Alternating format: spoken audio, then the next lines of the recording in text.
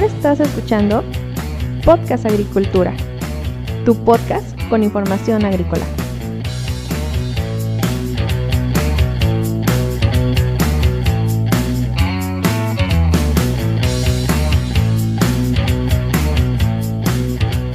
Hola, ¿qué tal? Me da mucho gusto saludarte nuevamente. Yo soy Olmo Axayacat y este es un episodio más de Podcast Agricultura. El día de hoy quiero hablarte sobre los sustratos hidropónicos, pero antes de entrar en el tema quiero invitarte a que vayas a YouTube y busques Blog Agricultura para que sigas mi canal con algunos videos en especial de opinión un tanto personal, pero poco a poco iré subiendo videos de otro tipo. Pues bien, los sustratos han contribuido a revolucionar la agricultura en todo el mundo, ya que son un elemento esencial para la aplicación de nuevas técnicas de cultivo, entre las que obviamente se destaca el cultivo sin suelo, más conocido como hidroponía. Los sistemas de producción intensiva de planta en bolsas o en macetas es a lo que se le conoce como hidroponía. En este sistema se pueden producir diversos tipos de cultivos, tanto de ornato como de consumo. Y bueno, es importante mencionar que estos sistemas intensivos de producción vegetal se suelen generalmente desarrollar bajo invernadero o alguna otra estructura de protección de cultivos. En este sistema que es la hidroponía, la base de todo el sistema es que el suelo natural se sustituye por un sustrato. Esta práctica ha contribuido a alcanzar rendimientos que antes no eran normales en determinados cultivos. Rendimientos que difícilmente se logran sembrando directamente en el suelo a campo abierto. El uso comercial de los sustratos cuenta con una historia que apenas abarca los últimos 50, 60 años, pero en este corto periodo de tiempo, los sustratos han demostrado su efectividad mediante una exitosa contribución al incremento de la producción agrícola. Esta situación que se manifiesta en una acelerada tendencia a incrementar el empleo de los sustratos en diversos cultivos, nos está llevando a un grado en el cual el futuro de la agricultura no se podría entender sin el uso de sustratos. En la actualidad, en todo el mundo, existe una amplia variedad de materiales que se emplean como sustratos, ya sea solos o mezclando varios materiales para obtener las características físicas y químicas apropiadas para el cultivo, para un cultivo en específico. Entonces, existen sustratos para hidroponía específicamente, pero también sustratos para producción de planta ornamental, sustratos para producción de plántula hortícola.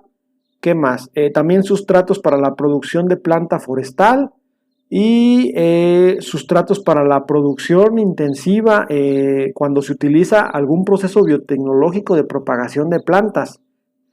Los materiales de los que se obtienen los sustratos se agrupan en tres grandes grupos: orgánicos, minerales y sintéticos.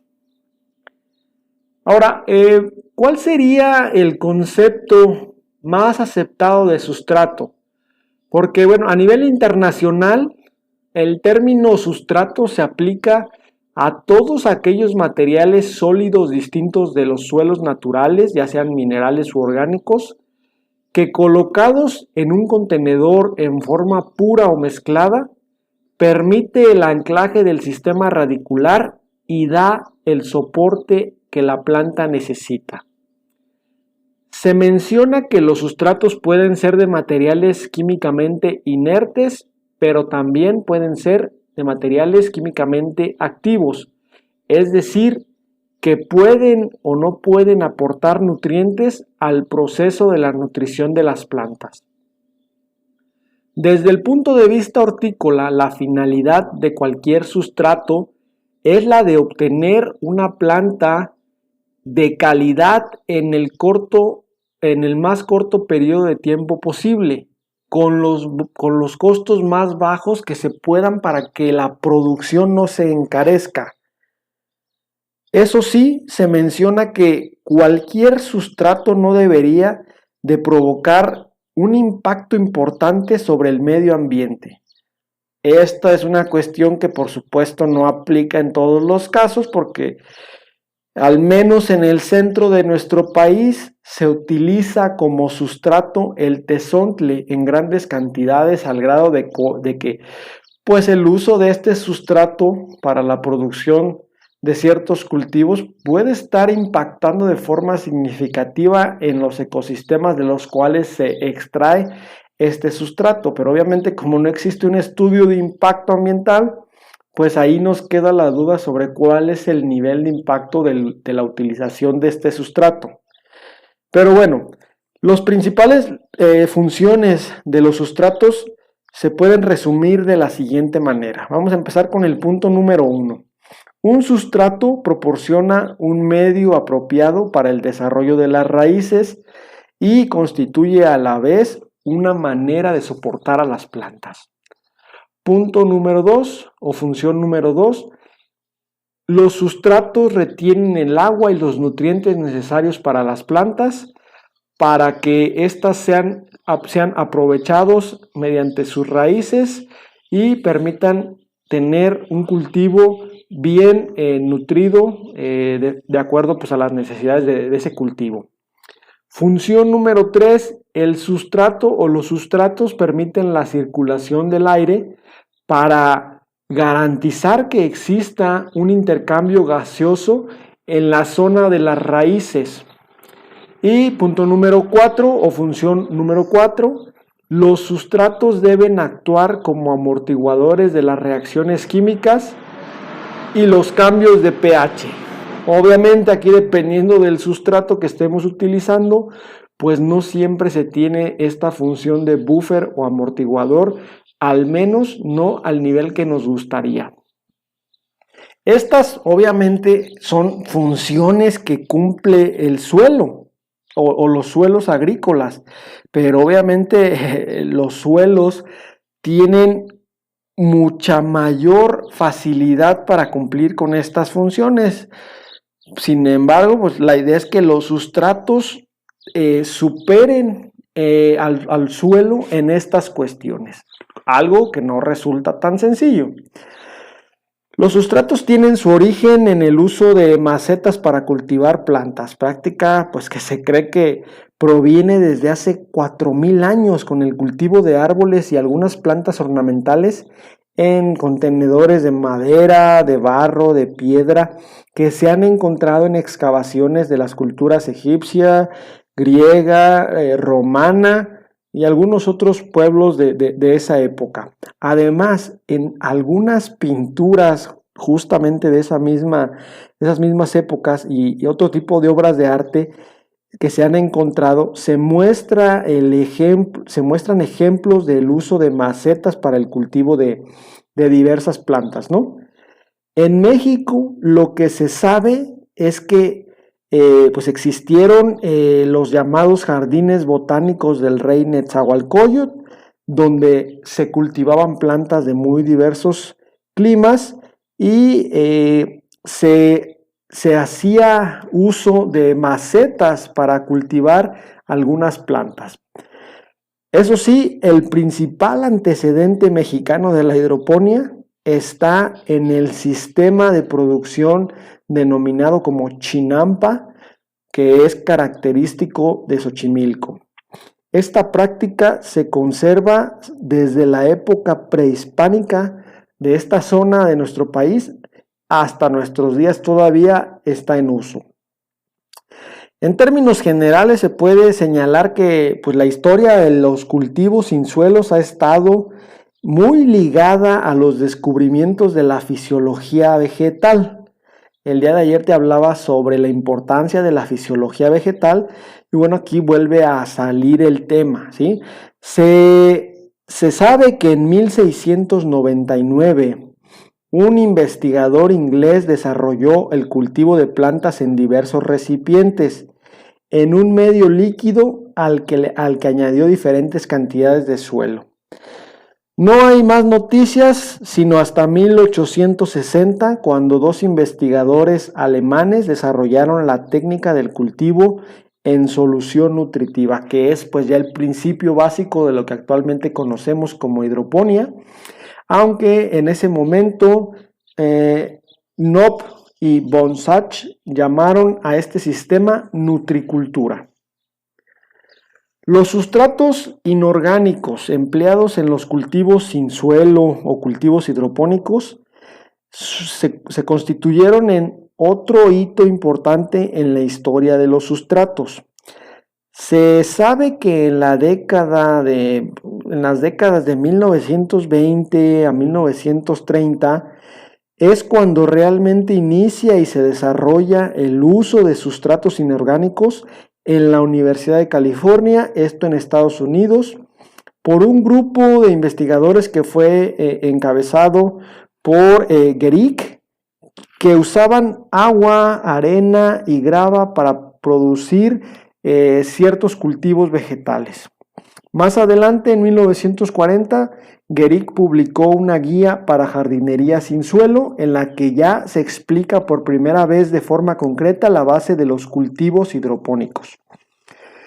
Y bueno, las experiencias desarrolladas en la producción de cultivos sin suelo se utilizaron durante la Segunda Guerra Mundial para suministrar hortalizas frescas a los ejércitos de los aliados.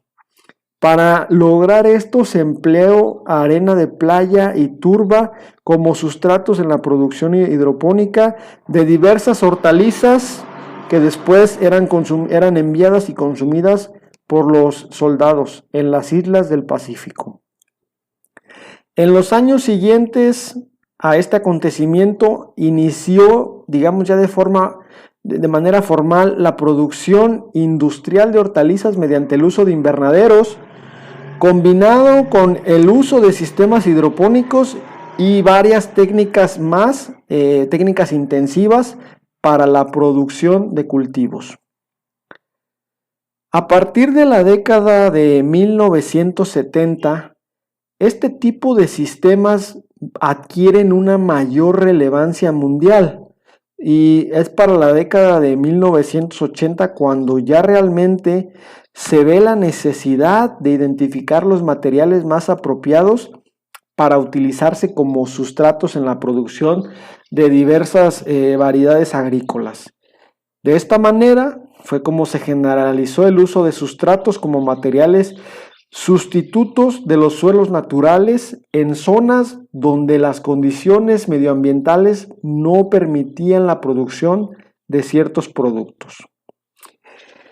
El conocimiento y el uso de los sustratos para uso agrícola se popularizó a partir de la publicación de un libro llamado El sistema UC para producir plantas de macetas sanas, el cual fue publicado en 1957 por Baker, que era un investigador de la Universidad de California y que junto con otros investigadores propusieron e impulsaron el uso de los sustratos para la producción agrícola a base de turba y de arena.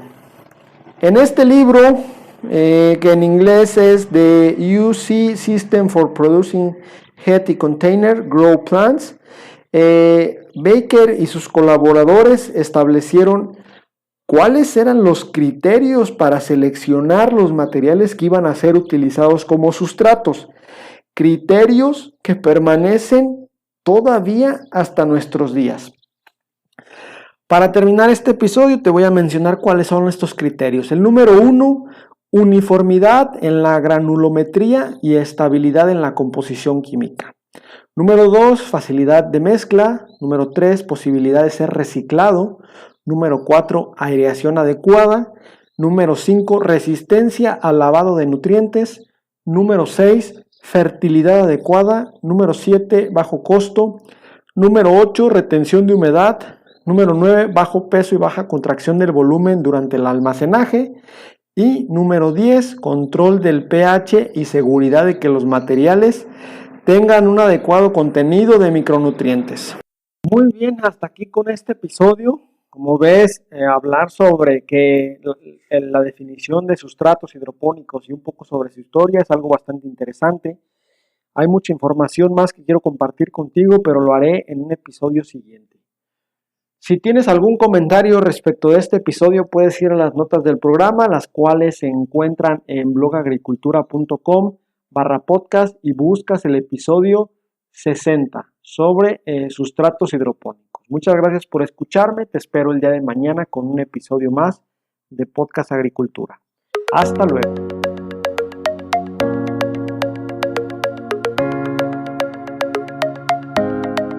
Hemos llegado al final de este episodio. Muchas gracias por escuchar Podcast Agricultura.